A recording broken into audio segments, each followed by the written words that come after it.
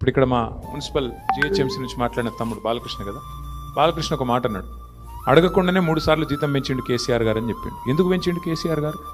నేను చప్పట్ల కోసం చెప్తలేను. ఎందుకు పెంచిండు కేసీఆర్? గ్రామ పంచాయతీ పారిశుద్ధ్య కార్మికుల జీతం ఎందుకు పెంచిండు అడగకుండానే? మున్సిపల్ వర్కర్లది ఎందుకు పెంచిండు 2 సార్లు? జిహెచ్ఎంసీలో 3 సార్లు ఎందుకు పెంచిండు కేసీఆర్? 200 రూపాయల పెన్షన్ను 2000 ఎందుకు చేసిండు? 500 రూపాయలు ఉన్న వికలాంగుల పెన్షన్ను 4000 ఎందుకు చేసిండు కేసీఆర్? ఎందుకంటే కేసీఆర్ గారు ఒక సూత్రం పట్టుకున్నాడు, చిన్న సూత్రం. బీడీ కార్మికులకు పెన్షన్ ఇచ్చిండు కేసీఆర్, దేశంలో ఎవరు ఇయ్యలే.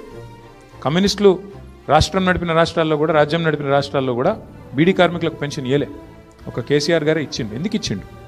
ఎందుకంటే కేసీఆర్ గారు ఒక చిన్న సూత్రం పట్టుకున్నాడు.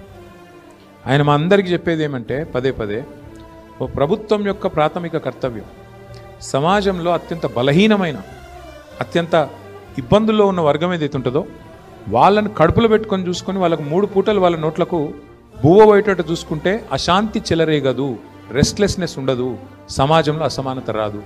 ఆ ఉద్దేశంతోనే ముసలోళ్ళకు 2000 పెన్షన్ ఇస్తే ఏమొచ్చింది అంటే, ఆ అవ్వ దగ్గరకో తాత దగ్గరకో మన్మడో మన్మరాలో వచ్చి, అవ్వ నాకు బిస్కెట్ కూడా కొనుక్కుంటా ఇస్తావా, లేదా చాక్లెట్ కొనుక్కుంటా ఇస్తావా అంటే 10 రూపాయలు పెట్టే ధైర్యం వచ్చింది.